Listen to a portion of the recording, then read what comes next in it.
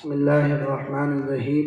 الحمد لله نحمده ونستعينه ونستغفره ونؤمن به ونتوكل عليه ونعوذ بالله من شرور أنفسنا ومن سيئات أعمالنا. من يهده الله فلا مضل له ومن يضلله فلا هادي له. ونشهد أن لا إله إلا الله وحده لا شريك له. ونشهد أن سيدنا وسندنا ومولانا محمدا عبده ورسوله صلى الله عليه وعلى آله وأصحابه وبارك وسلم تسليما كثيرا كثيرا. أما بعد، فأعوذ بالله من الشيطان الرجيم. بسم الله الرحمن الرحيم. وأذن في الناس بالحج يأتوك رجالا وعلى كل ضامر يأتين من كل فج عميق. وقال عليه الصلاة والسلام: من حج لله فلم يرفث ولم يفسق رجع كيوم ولدته أمه. وقال عليه الصلاة والسلام: الحج المبرور ليس له جزاء إلا الجنة، أو كما قال صلى الله عليه وسلم.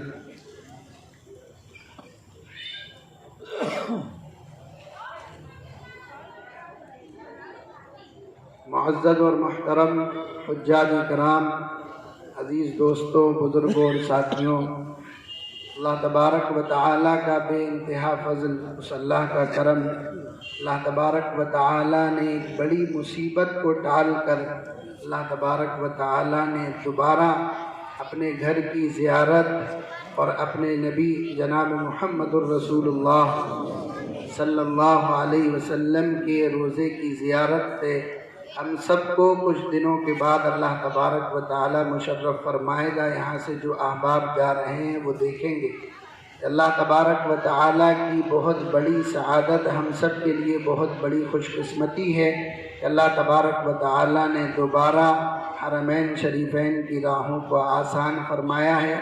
اور آج کی یہ محفل یقیناً بہت مبارک محفل ہے، بہت سعادت والی محفل ہے. اور اگر میں یوں کہوں کہ اگر اس طریقے کے پروگرام ہندوستان میں اگر کہیں نہیں ہو رہے ہوں تو یہ پروگرام اس وقت سب سے زیادہ مبارک ہے، باسعادت ہے. وجہ اس کی یہ ہے کہ یا تو یہاں وہ لوگ بیٹھے ہوئے ہیں جو لوگ اپنی آنکھوں سے اللہ کے گھر کو دیکھ کر آئے ہیں، یا تو یہاں وہ لوگ بیٹھے ہوئے ہیں جو اپنی آنکھوں سے اللہ کے گھر کو دیکھ کر آئے ہیں، ملتزم کو دیکھ کر آئے ہیں، زمزم کو پی کر آئے ہیں، حجر اسود کو چمٹ کر آئے ہیں، رکن یمانی اور دیگر مقامات مقدسہ کو دیکھ کر آئے ہیں، وہاں دعائیں کر کر آئے. یا وہ لوگ ہیں جو ان جگہوں کو دیکھنے کے لیے یہاں سے تشریف لے جا رہے ہیں. ایسے بامبارک، ایسی مبارک ہستیاں ہیں. اللہ تبارک و تعالی ہم سب کو وہاں کی حاضری بار بار نصیب فرمائے. جیسا آپ صاحب نے عرض کیا، ضروری نہیں ہے کہ وہاں کے لیے اسباب ہوں، ضروری نہیں ہے کہ وہاں جانے کے لیے پیسہ ہو، ضروری نہیں ہے کہ وہاں کے لیے آدمی کے پاس استطاعت ہو. وہاں تو وہی لوگ جاتے ہیں جن کے دلوں میں سچی طلب ہوتی ہے اور سچی طلب ہوتی ہے. اللہ تبارک و تعالی اسباب کے محتاج نہیں ہیں، بغیر اسباب کے بھی اللہ تبارک و تعالی وہاں بلانے پر قادر ہیں. تاریخ گواہ ہے، واقعات دنیا نے دیکھے ہیں، آسمان و زمین نے، کہ جن کے پاس کوئی اسباب نہیں ہیں وہ رکشہ چلانے والے ہیں، وہ مونگ پھلی بیچنے والے ہیں، وہ چھوٹی سی ریڑھی کی دکان لگانے والے ہیں، لیکن بڑے بڑے لوگوں نے ان کو وہاں حج بیت اللہ کرتے دیکھا ہے، منی میں شیطان کو کنکریاں مارتے ہوئے دیکھا ہے، وقوف عرفات میں ان کو روتے ہوئے دیکھا ہے، مزدلفہ کی رات میں ان کو اللہ سے مناجات کرتے ہوئے دیکھا ہے. تو یہ کوئی بڑی بات نہیں ہے. ہر شخص چاہے وہ نوجوان ہو، چاہے اس کی عمر کیسی ہی کیوں نہ ہو گئی ہو، لیکن دل میں تڑپ رکھے کہ مجھے وہاں جانا ہے، اللہ قبول فرما لے. میں خود اپنی آنکھوں کا دیکھا ہوا واقعہ آپ کو سناتا ہوں. منی کے اندر جہاں کیمپ لگا ہوا تھا، میرا شاید 14 نمبر خیمہ تھا، میں آپ کو بتاتا ہوں، وہاں میری سیٹ سے 2-3 سیٹ آگے ایسے شخص تھے، یو پی کے رہنے والے تھے، اور ان کو شدید لقوہ ہوا تھا، بہت زیادہ، اتنا لقوہ تھا، اتنا زیادہ ان کو فالج کا اثر ہوا تھا، نہ ان کے ہاتھ ہلتے تھے نہ پیر ہلتے تھے، کچھ بھی نہیں، حتیٰ کہ لنگی بھی اگر کھل جاتی تھی تو وہ اپنے ہاتھ سے اس کو بدل نہیں سکتے تھے۔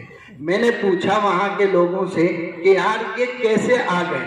تو کہا کہ ان کے بیٹے یہاں جدہ کے باہر کسی علاقے میں کام کرتے ہیں، وہاں یو پی کے کچھ لوگ حج کے لیے آ رہے تھے، ان کے بیٹوں نے یوں کہا فون لگا کر کہ ہم نے اپنے ابا کے لیے سارے انتظامات کروائے ہیں، ان کے دل کے اندر بھی اللہ کے گھر کے دیکھنے کی طلب اور للک ہے، تم ایسا کرو کہ ان کو بس جدہ تک لے آؤ اور پھر اس کے بعد یہاں سے ہم شامل ہو جائیں گے، باقی کے سارے ارکان ہم کرا دیں گے۔ وہ کچھ رشتہ دار تھے ان کے، انہوں نے کوشش کری وہاں جدہ تک بولے، اس سال حکومت کی طرف سے وہاں کچھ سختیاں ہو گئی، پابندیاں ہو گئی، وہ جو ان کے دو بیٹے جو وہاں کام کرتے تھے حکومت کی وجہ سے، پابندیوں کی وجہ سے وہ نہیں آ سکے اور یہ جدہ پر آ کر پڑے رہے۔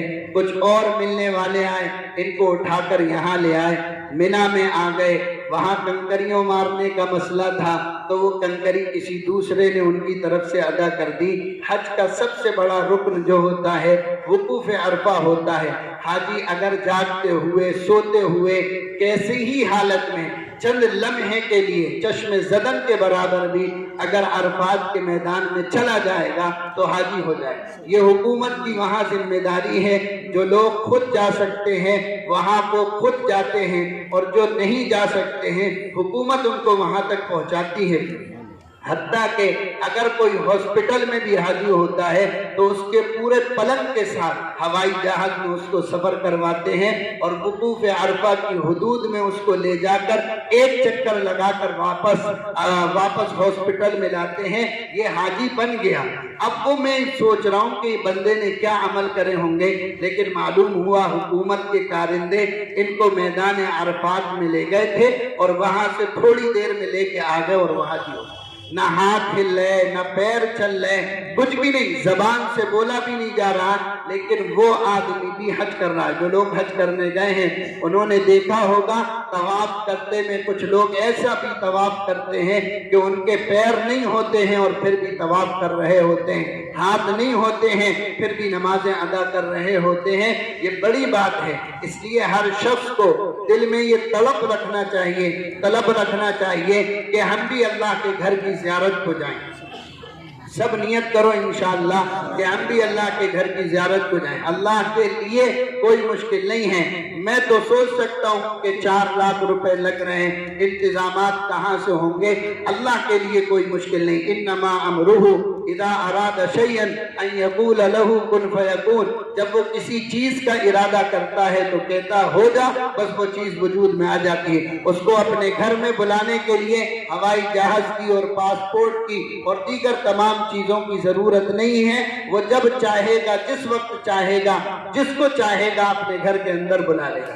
اس لیے میرے عزیز دوستوں اور ساتھیوں، ہر شخص کو وہاں جانے کی طلب بھی ہونا چاہیے، طلب بھی ہونا چاہیے، فکر بھی کرنا چاہیے، کوشش بھی کرنا چاہیے، اور جو اسباب کو اختیار کر سکتا ہے وہ اسباب بھی اختیار کرنا چاہیے۔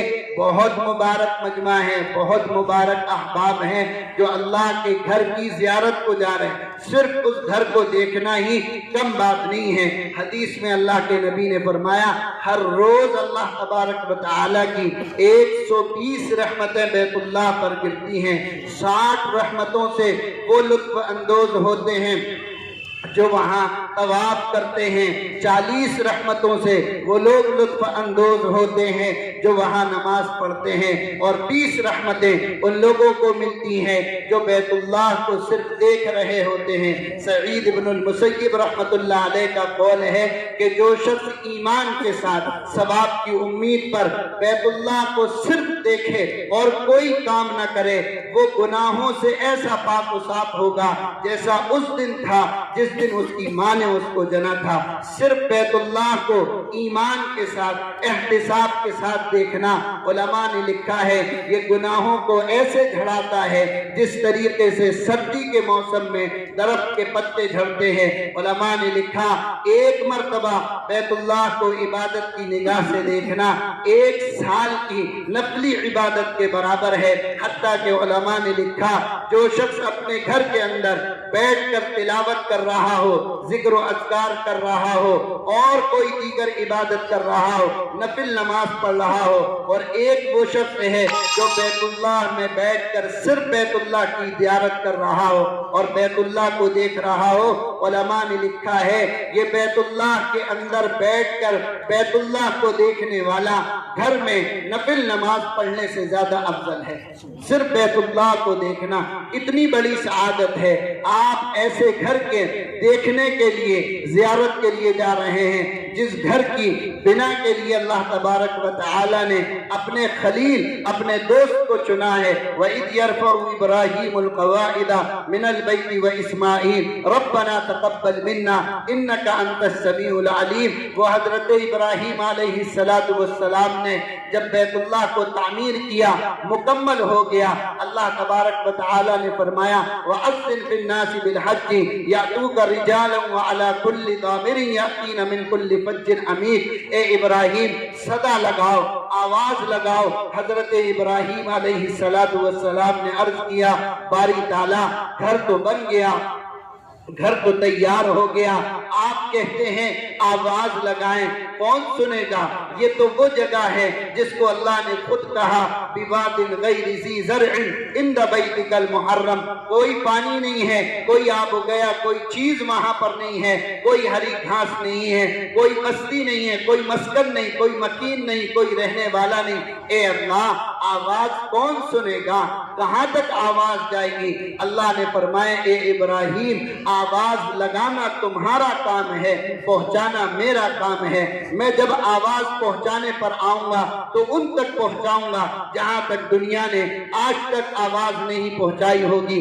آج اس بات کو سمجھنا کوئی مشکل نہیں ہے، ایک موبائل کے ذریعے سے امریکہ بھی بات ہو سکتی ہے، افریقہ بھی بات ہو سکتی ہے۔ اس اللہ کے لیے آواز کا پہنچانا کیا مشکل ہے جب وہ پہنچانے کا ارادہ کر لے۔ اسی لیے علماء نے لکھا اللہ تبارک و تعالی نے اس وقت اپنے خلیل حضرت ابراہیم علیہ السلام کی آواز کو اس وقت جو ماں کے پیٹ میں بچے تھے ان تک اس آواز کو پہنچایا۔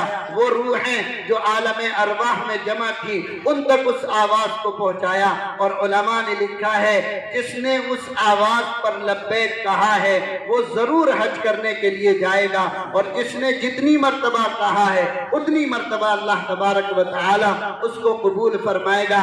اس لیے میرے عزیز دوستوں اور ساتھیوں، حج بہت بڑی عبادت ہے، اور اگر یوں کہا جائے اسلام کی تکمیل حج پر ہوتی ہے۔ اللہ کے نبی صلی اللہ علیہ وسلم نے فرمایا اسلام کی بنیاد 5 چیزوں پر ہے۔ سب سے پہلے کلمہ شہادت، اشہد ان لا الہ الا اللہ و اشہد ان محمد رسول اللہ کی گواہی دینا، نماز قائم کرنا، زکوٰۃ ادا کرنا، رمضان کے روزے رکھنا، بیت اللہ کا حج کرنا اس کے لیے جو وہاں تک جانے کی استطاعت رکھتا ہو۔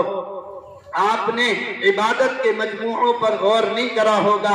نماز آپ ادا کرتے ہیں، نماز وہ عبادت ہے جس میں صرف وقت ختم ہوتا ہے، صرف آدمی کا وقت لگتا ہے۔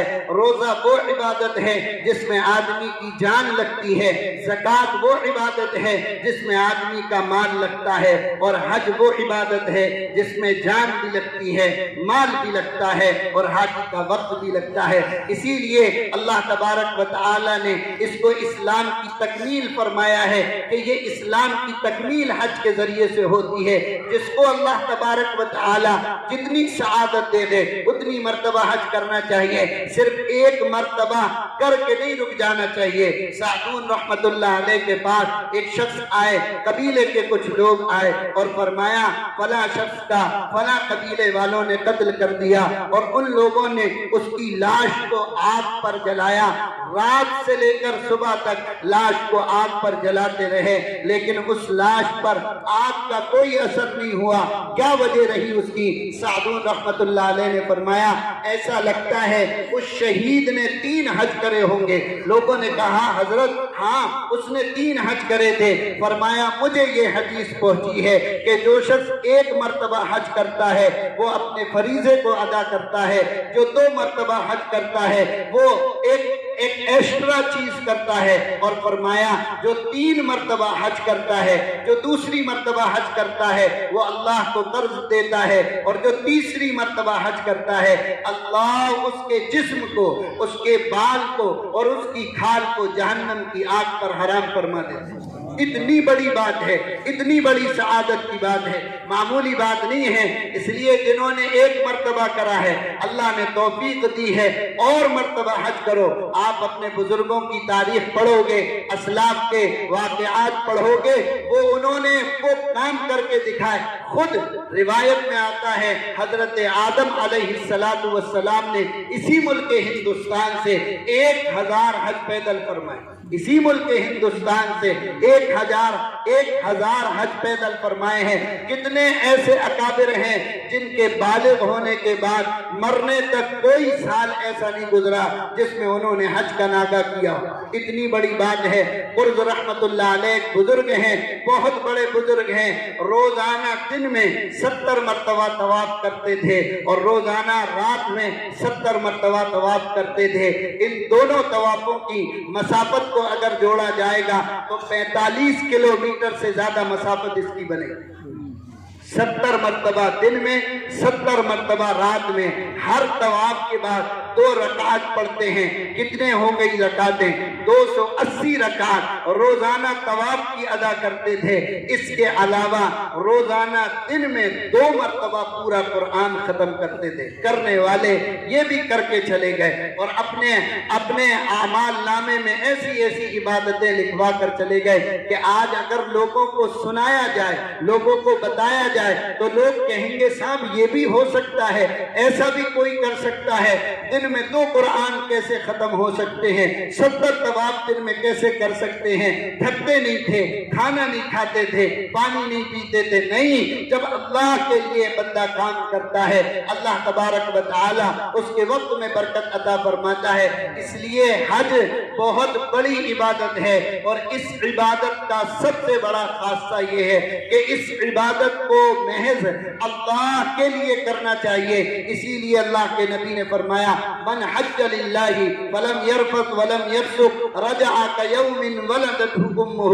جو شخص اللہ کے لیے حج کرے، سب سے پہلی قید اللہ کے نبی نے یہ لگائی کہ حج جو کرنا ہے وہ اللہ کے لیے کرنا ہے۔ بس یہ بات ہے، یہ مسئلہ سمجھنے کا ہے، دکھانے کی عبادت نہیں ہے، ریا کی عبادت نہیں ہے، نام و نمود والی عبادت نہیں ہے، یہ تو صرف اللہ کے لیے کرنا ہے۔ معلوم نہیں زندگی وفا کرے یا بے وفائی کر دے، اگلی مرتبہ نصیب ہو یا نہیں نصیب ہو کہہ نہیں سکتے۔ اس لیے حج بڑی عبادت ہے، اسلام کی تکمیل اس عبادت پر ہوتی ہے۔ میری درخواست ہے تمام حجاج سے، جانے والوں سے، تھوڑی سی ریا کے خاطر، تھوڑے سے واہوائی کے خاطر اپنی اتنی بڑی عبادت کو میرے عزیز دوستوں اور ساتھیوں لوگوں کے دکھانے کے لیے اس عبادت کو ضائع نہ کرنا۔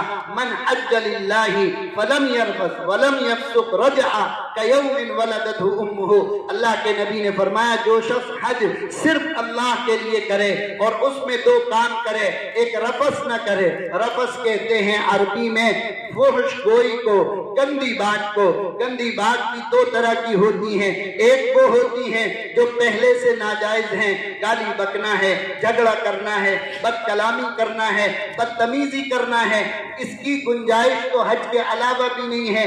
جائے کہ حج میں کوئی آدمی فحش بات کرے، فحش بات کرے، اور ایک بات ہوتی ہے بے حجابی کی جو مرد اپنی بیوی سے کر سکتا ہے، لیکن حج کی حالت میں یہ بات بھی آدمی اپنی بیوی سے نہیں کر سکتا۔ فرمایا جو شخص اللہ کے لیے حج کرے اور فحش گفتگو نہ کرے اور حکم عدولی نہ کرے، کوئی غلط کام نہ کرے، فحش کام نہ کرے، حج کی حالت میں، احرام کی حالت میں خوشبو نہ لگائے اور اپنے ناخن نہ کاٹے، اپنے بال کو نہ تراشے، رجع کیوم ولدتہ امہ، میں قربان ہو جاؤں اللہ کے نبی صلی اللہ علیہ وسلم کے اس جملے پر جو آپ نے فرمایا جو شخص اللہ کے لیے حج کرے اور ایسا کرے جیسا میں نے آپ کو بتایا، فرمایا رجع کیوم ولدتہ امہ، وہ حج سے ایسا واپس آئے گا، ایسا گناہوں سے پاک و صاف ہو کر آئے گا جیسا اس دن تھا جس دن اس کی ماں نے اس کو جنا تھا۔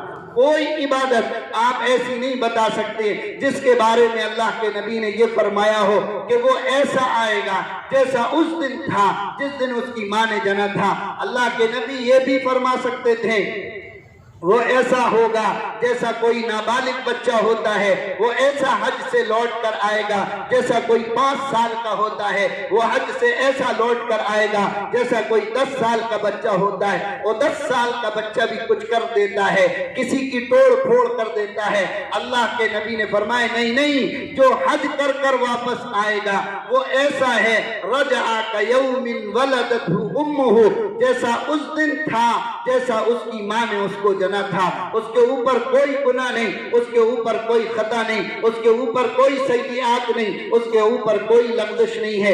اتنی بڑی عبادت ہے، کس کے لیے کرنا؟ اللہ کے لیے کرنا۔ اور جو لوگ اللہ کے لیے حج کرتے ہیں اللہ ان کی برکت سے ان لوگوں کے حج کو بھی قبول کر لیتا ہے جو کسی اور مقصد کے لیے حج کرتے ہیں۔ ابن موفق رحمت اللہ علیہ بہت بڑے بزرگ ہیں، کہتے ہیں حج کے دن حج پر منی میں مسجد خیف میں تھا، رات کو نیند آ گئی، تھوڑی دیر کے لیے نیند لگ گئی، میں نے دیکھا خواب میں 2 فرشتے آسمان سے اترے، سبز لباس پہنے ہوئے۔ ایک فرشتہ دوسرے سے کہتا ہے بھائی اس سال کتنے لوگ حج کرنے کے لیے آئے ہیں؟ تو وہ فرشتہ کہتا ہے مجھے تو نہیں پتا کتنے لوگ حج کرنے کے لیے آئے ہیں۔ تو اسی فرشتے نے کہا اس سال 6 لاکھ لوگ حج کرنے کے لیے تشریف لائے ہیں۔ یہ کہہ کر وہ دونوں فرشتے چلے گئے، ان کی نیند کھلی اور پھر پوچھا اسی فرشتے نے کہ بھائی ان 6 لاکھ لوگوں میں سے کتنے لوگوں کا حج قبول ہوا؟ تو اس فرشتے نے کہا کل 6 لوگوں کا حج قبول ہوا۔ کتنے لوگوں کا؟ کل 6 لوگوں کا حج قبول ہوا۔ ابن موفق رحمت اللہ علیہ کہتے ہیں میری نیند کھل گئی، بے چین ہو گیا، اتنا بڑا جم غفیر ہے، اتنا بڑا آدمیوں کا ٹھاٹا مارتا سمندر ہے اور کل 6 لوگ ہیں جن کا حج قبول ہوا ہے۔ کہنے لگے میں دیکھنے لگا، سوچنے لگا کون لوگ ہوں گے وہ 6 خوش نصیب جن کا حج قبول ہوا ہوگا۔ کہا اسی ارادے میں عرفات کو گئے، جب عرفات سے واپسی ہوئی مزدلفہ میں رات ٹھہرے، میری اوپر پھر غنودگی آئی، پھر میں نے دیکھا وہی 2 فرشتے آئے۔ ایک نے پوچھا بھائی کتنے لوگ اس سال حج کرنے کے لیے آئے؟ فرمایا 6 لاکھ لوگ۔ کہا کتنے لوگوں کا حج قبول ہوا؟ کہا کل 6 کا۔ کہا اتنے بڑے مجمع سے کل 6 لوگوں کا حج قبول ہوا۔ اس فرشتے نے کہا ہاں اللہ تبارک و تعالی نے ان 6 لوگوں کے اخلاص کی برکت سے، ان 6 لوگوں کے حج صرف اللہ کے لیے کرنے کی برکت سے ہر حاجی کے صدقے میں 1 لاکھ حاجیوں کے حج کو قبول فرمایا، اور 6 کے حج سے اللہ نے 6 لاکھ حاجیوں کے حج کو قبول فرمایا۔ من حج للہ ولم یرفث ولم یفسق رجع کیوم ولدتہ امہ، جو شخص صرف اللہ کے لیے حج کرے، اس کے اندر کوئی فحش بات نہ کرے، حکم عدولی نہ کرے، رجع کیوم ولدتہ امہ، وہ اپنے حج سے ایسا لوٹے گا جیسا اس دن تھا جس دن اس کی ماں نے اس کو جنا تھا۔ اس لیے میرے عزیز دوستوں اور ساتھیوں اللہ کے لیے حج کرنا ہے، اس میں کسی کی ریا نہ ہو، دکھلاوا نہ ہو، کوئی اور غرض اس کے اندر شامل نہ ہو۔ اللہ کے نبی نے فرمایا تھا قرب قیامت میں لوگ حج کریں گے، امراء حج کریں گے سیر و تفریح کے لیے، فقراء حج کریں گے بھیک مانگنے کے لیے، علماء حج کریں گے شہرت کے لیے، اور متوسط درجے کا آدمی حج کرے گا تجارت کے لیے۔ حج اس لیے نہیں کرنا، حج تو صرف اللہ کی رضا جوئی کو حاصل کرنے کے لیے کہ اللہ کا حکم ہے، اللہ نے مجھے بلایا ہے اپنے گھر کی زیارت کے لیے، ان جگہوں کی زیارت کے لیے جہاں جناب محمد الرسول اللہ صلی اللہ علیہ وسلم کے قدم مبارک ہوں، جہاں آپ کی جائے ولادت ہو، جہاں قرآن نازل ہوا ہو، جہاں کی گلیاں جبریل امین کے اترنے سے آج تک معمور اور مخمور ہو، جہاں 23,000 مرتبہ جبریل جیسا فرشتہ نازل ہوا ہو، ایسی مبارک اور باسعادت جگہ اللہ تبارک و تعالی آپ حضرات کو بلا رہا ہے، اس لیے خاص کوشش کرنا۔ دوسری اللہ کے نبی نے حدیث میں فرمایا الحج المبرور لیس لہ جزاء الا الجنہ، حج مبرور یعنی حج مقبول کی جزا سوائے جنت کے کچھ نہیں ہے، بہت بڑی سعادت ہے۔ حج کرنے سے علماء نے لکھا ہے، دیگر عبادتوں کے بارے میں تو علماء یہ کہتے ہیں ان سے صرف صغائر معاف ہوں گے، کبیرہ گناہ معاف نہیں ہوں گے، لیکن حج کے بارے میں بعض علماء کہتے ہیں کہ اس سے صغیرہ نہیں بلکہ اس سے کبیرہ گناہ بھی معاف ہو جائیں گے۔ اسی لیے اللہ کے نبی صلی اللہ علیہ وسلم منی میں بیٹھے ہوئے ہیں، ایک انصاری صحابی آئے اور ایک ثقفی آئے اور انہوں نے کہا اللہ کے نبی ہم آپ سے کچھ پوچھنا چاہتے ہیں۔ اللہ کے نبی نے فرمایا تم چاہو تو تم پوچھ لو ورنہ میں بتاؤں تم کیا پوچھنے کے لیے آئے ہو۔ انہوں نے کہا اللہ کے نبی آپ ہی فرما دیں ہم کیا پوچھنے کے لیے آئے ہیں۔ آپ نے فرمایا تم اس نیت سے آئے ہو کہ حج سے متعلق سوال کرنا چاہتے ہو کہ حاجی جب حج کا ارادہ کر کے گھر سے نکلتا ہے تو اس کو کیا ثواب ملتا ہے، جب حاجی طواف زیارت کرتا ہے تو اس کو کیا ملتا ہے، جب قربانی کرتا ہے تو اس کو کیا ملتا ہے، جب شیطان کو کنکری مارتا ہے تو اس کو کیا اجر ملتا ہے۔ اللہ کے نبی صلی اللہ علیہ وسلم نے فرمایا یہی پوچھنے آئے ہو؟ انہوں نے کہا اللہ کے نبی بے شک ہم یہی پوچھنے آئے تھے۔ اللہ کے نبی نے فرمایا تو سنو، جب حاجی حج کے ارادے سے اپنے گھر سے نکلتا ہے تو کوئی قدم وہ اٹھاتا نہیں ہے کہ اللہ ہر قدم کے اٹھانے پر ایک گناہ اس کا معاف فرماتے ہیں اور ایک نیکی اس کے نامہ اعمال میں لکھی جاتی ہے۔ اور جب وہ حرم پہنچتا ہے اور وہاں جا کر طواف کرتا ہے تو اللہ تبارک و تعالی اس کو 70 غلام آزاد کرنے کا ثواب عطا فرماتے ہیں۔ پھر فرمایا شیطان کو جو کنکری ماری جاتی ہیں ہر ایک کنکری پر اللہ تبارک و تعالی ایک ایسے گناہ کو معاف فرماتے ہیں جو ہلاکت کے لیے کافی تھا، کبیرہ گناہ اللہ معاف فرماتے ہیں۔ اور قربانی جب حاجی کرتا ہے تو اس قربانی کا اجر اللہ اپنے پاس محفوظ رکھتے ہیں۔ اور پھر جب وہ اپنے سر کے بال منڈواتا ہے تو ہر بال کے بدلے میں اس کو ایک نیکی ملتی ہے، ایک گناہ معاف ہوتا ہے۔ اور فرمایا جب وہ صفا اور مروہ کے درمیان میں سعی کرتا ہے تو اس کو 70 غلام آزاد کرنے کے برابر ثواب ملتا ہے۔ اور پھر جب تمام حج کے ارکان سے فارغ ہو کر طواف زیارت کرتا ہے اور طواف کر کے جب فارغ ہوتا ہے تو ایک فرشتہ اس کے مونڈھے پر ہاتھ رکھ کر کہتا ہے او حاجی، او اللہ کے مقبول بندے، جا آج سے از نو پھر اعمال کر، آج سے تیرا پرانا رجسٹر ختم ہو گیا، آج سے تیرا نیا رجسٹر شروع ہو گیا۔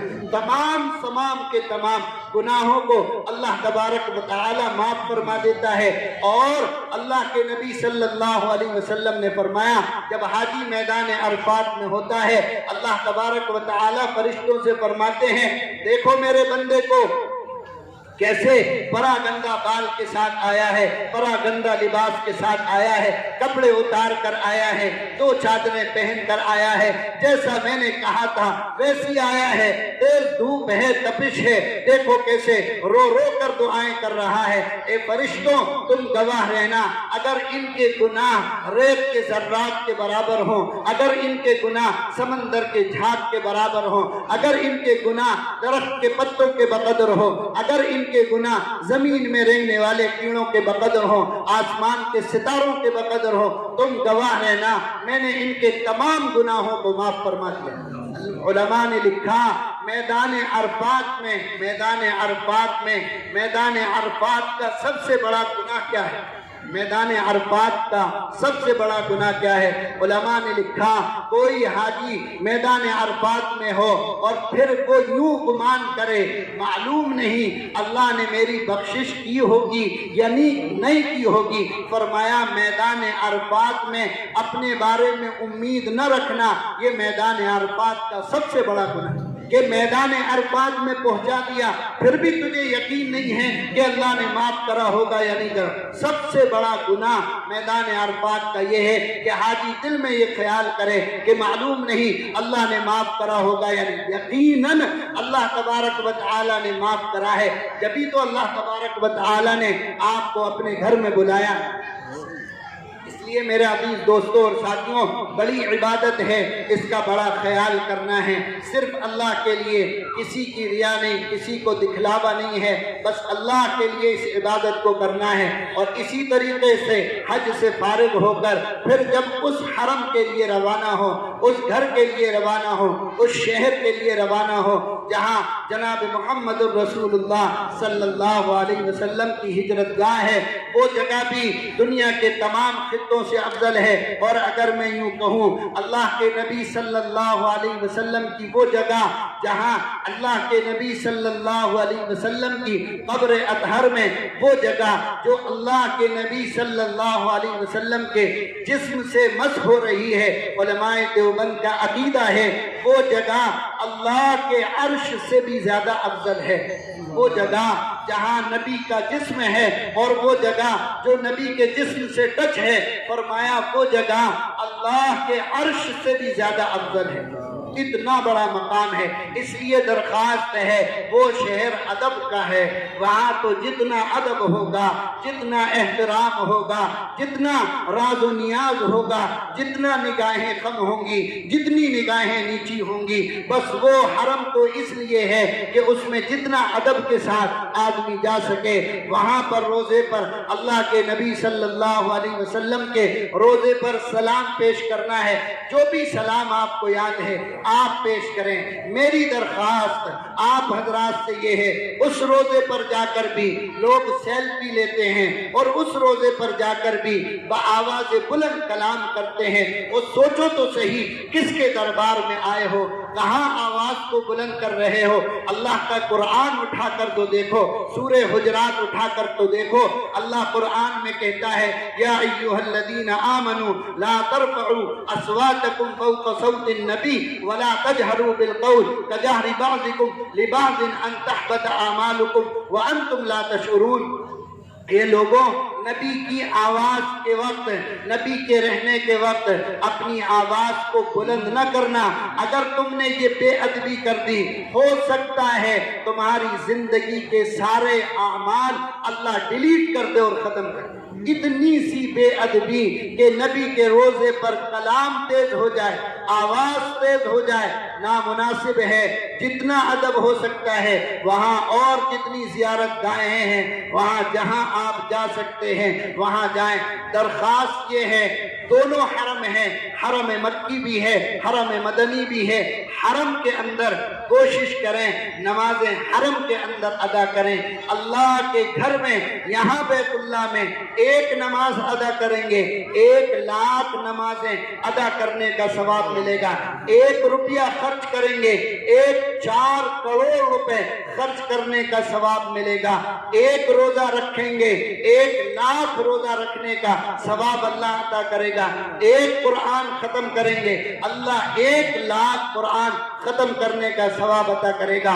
मेरी दरख्वास्त है, मैंने वहां देखा है लोग क्या गलती करते हैं, सुबह के वक्त में जाते हैं तवाफ करने के लिए, सुबह के वक्त में हरम जाते हैं, 2-3 घंटे भूख के रहते हैं, थक हार कर 10 बजे तक फारिग होते हैं।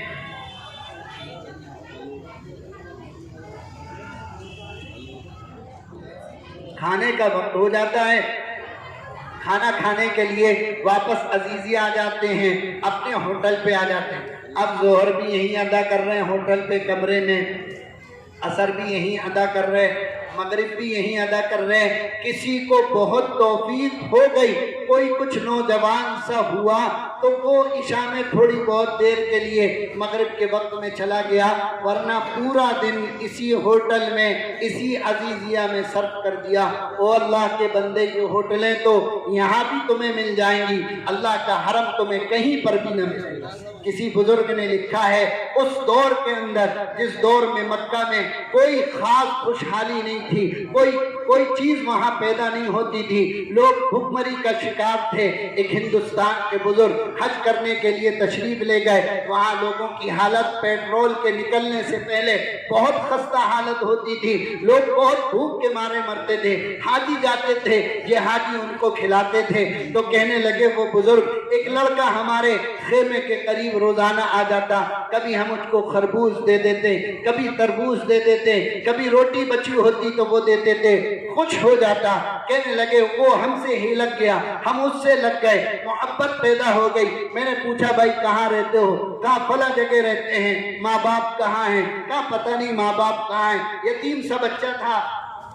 کہنے لگے ہماری بھی محبت اس کے دل میں جاگزی ہوئی اور اس کی محبت بھی ہمارے دل میں جاگزی ہوئی۔ جب ہم جانے لگے تو میری بیوی نے کہا کیا اچھا ہو ہم اس بچے کو اپنے ساتھ لے چلیں، کیا اچھا ہو ہم اس بچے کو اپنے ساتھ لے چلیں۔ تو اس بچے سے ایک دن جب آخری دن تھا، کہنے لگے کہ بیٹا اگر تم اچھا ہو ہمارے ساتھ چلو ہمارے ملک۔ تو اس لڑکے نے کہا آپ کے یہاں کیا کیا ملے گا؟ انہوں نے کہا ہمارے یہاں لائٹ ملے گی، تمہیں پنکھا ملے گا، کولر ملے گا، اے سی ملے گا، بہترین آرام کی چیزیں ہیں، کھانے پینے کی چیزیں تمہیں بہت اچھی دستیاب ہوں گی، ہم تمہیں اپنا بنا لیں گے، اپنا بیٹا بنا لیں گے، ہمارے ساتھ رکھیں گے، ساری چیزیں تمہیں مہیا ہوں گی۔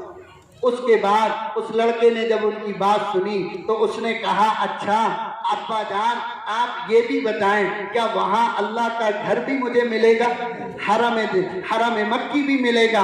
کہا نہیں بیٹا بس یہ چیز تو ہمارے یہاں نہیں مل سکتی ہے، یہ سعادت تو بس تمہارے لیے ہے۔ تو اس نوجوان نے کہا پھر تو میں بھوکا رہ لوں گا لیکن اللہ کے گھر کو چھوڑ کر نہیں جاؤں گا۔ ہمیں اللہ نے موقع دیا، ہم ہوٹلوں میں پڑے ہوں، اے سیوں میں سو رہے ہوں اور اللہ کے حرم کی نمازوں کو چھوڑ رہے ہوں۔ جس گھر میں نماز پڑھنے کا ثواب 1 لاکھ ہو وہ آپ کو یہاں ملے گا، وہ آپ وہاں چھوڑ کر ہوٹلوں میں نمازیں پڑھیں۔ وہ علماء کا جو اختلاف ہو میں اس اختلاف میں جانا نہیں چاہتا، لیکن وہ فضیلت آپ ہوٹل میں نماز پڑھ کے حاصل نہیں کر سکتے جو فضیلت حرم کے اندر نماز پڑھ کر آپ کو حاصل ہوگی۔ کوشش کریں ایسے وقت میں جائیں جہاں زیادہ نمازیں آپ کو حرم کی ملیں، رات حرم میں رکھیں، وہاں عبادت کریں، اللہ سے دعا مانگیں، کچھ نہ کریں بیت اللہ کو دیکھیں، جب بھی آپ کو عبادت کا ثواب ملے گا۔ اسی طرح حرم مدنی جائیں، وہاں پر بھی کوشش پوری یہ کریں نماز حرم کے اندر ہی ادا کریں،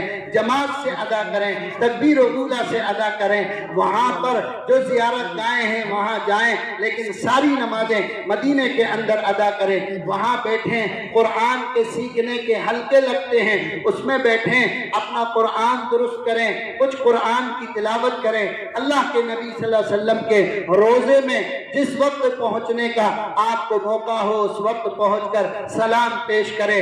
سامنے ہی وہاں پر جنت البقیع ہے، جیسے ہی گیٹ سے داخل ہوں گے حضرت عثمان غنی رضی اللہ تعالیٰ عنہ کی قبر ہوگی، وہاں پہنچیں، جنت البقیع میں جائیں، وہاں پر تمام قبروں پر صلاۃ و سلام عرض کریں۔